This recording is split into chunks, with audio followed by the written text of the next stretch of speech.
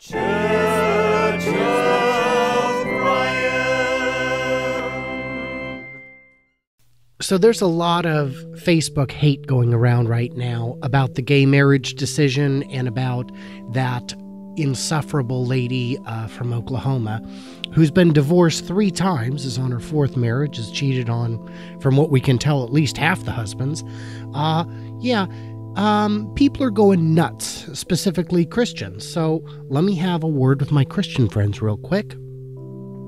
Christianity does not have a monopoly on marriage. It just doesn't. Now, for regulars of the podcast, you already know this. But for my friends on Facebook, if you're seeing this on Facebook, guys, Christianity does not have a monopoly on marriage. If it does, then should atheists be allowed to marry? Should Muslims, should Hindus be allowed to marry? If the answer is no, we can stop this conversation right now because that's ridiculous. People should be allowed to marry, and legally, people are. So the big thing here is, let's see, I gotta look at my notes. The Bible hates gays the same way I hate American cars. They're not my favorite, but given a bone to pick, I've got bigger problems. I drive an American car. It's, cheaper than a Japanese car. It's fine for what I do. And Christians generally take the same approach. Ray Comfort is a bit of a evangelical snake oil salesman. He'll say whatever he wants, even if he knows it's untrue, just to make money. He said God made the banana to prove his existence because it's shaped right and it's got the right number of sides. No, actually, bananas are inedible in nature. Bananas have been engineered by man to fit man's needs. No, that's proof of science, not proof of God. So the Bible hates a lot of things, and a lot of things aggressively, but it doesn't hate gays. It mentions them in passing in Leviticus in the same way we hate shellfish and cotton poly blends. And, basically, if you're not giving a sacrificial bird or two to your priest every time you have a period, then you're not living according to the same passages that prohibit homosexuality. So get real. So Jesus mentioned divorce in Matthew 19, but he never mentioned gays. Jesus was so busy fixing the sins of the Old Testament, but he never got around to mentioning gays. Isn't that weird? And out of all of his disciples, only one did. That's a minority report is what that is. 8.33% of disciples mentioned anything about homosexuality. That should tell you something right there. So, let's see. In the Bible, those defending the Bible like to cite that when marriage is mentioned, it is mentioned as being between a man and a woman. It's not mentioned as being between 2 people of the same sex. Well, yes, because in those instances, it is.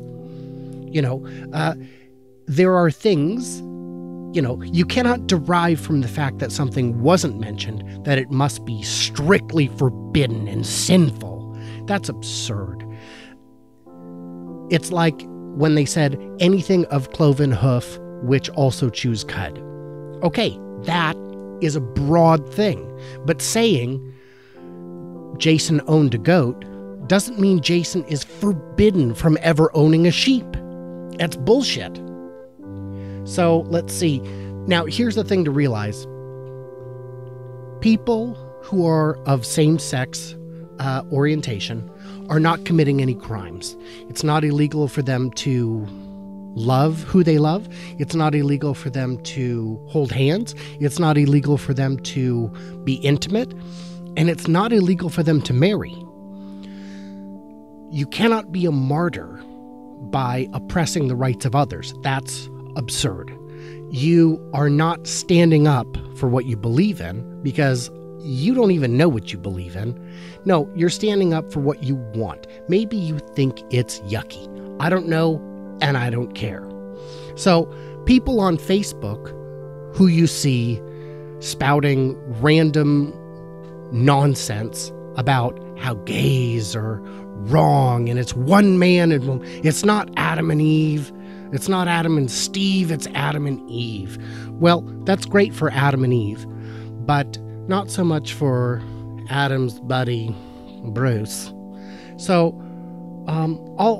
let's play a game, and I welcome anyone to participate. You pick a topic and I will find biblical scripture to show you why it is allowed or disallowed, and it can be anything. Sushi? Oh, sushi's definitely not allowed. Shellfish? Oof, stop the crabbers. Stop the crabbers. It's against God's law. We must stop the lobstermen of Maine. Slavery and polygamy? Well, that's an easy one. Both of those are in the Bible. And they're not just endorsed, there's very clear rules on what you can and cannot do with your slaves and Solomon's 700 wives.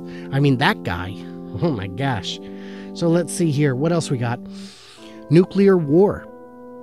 I can find biblical support for that. Pollution. How about child abuse? How about child sex abuse? I guarantee you I can find scriptural support for it.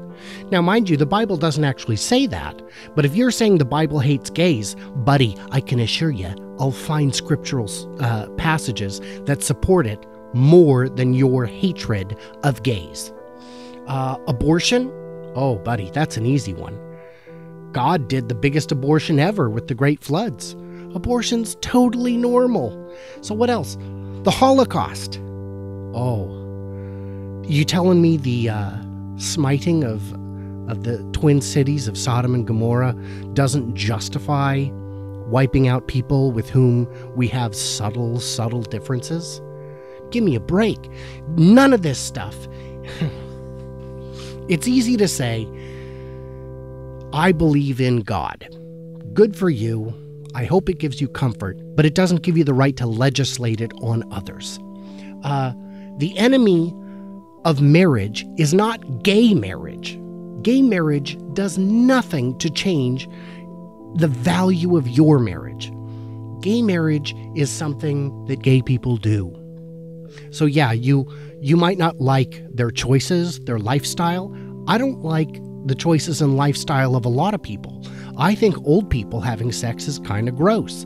I'm not going to try and outlaw it. I don't think, if the purpose of marriage is to have kids, old people shouldn't get married, the barren shouldn't get married. I mean, get real. You have no right to deny happiness to people who only want to engage in a committed, loving, lasting relationship. I'm sorry if it grosses you out, but that is not the litmus test for whether or not something is law. So let's see.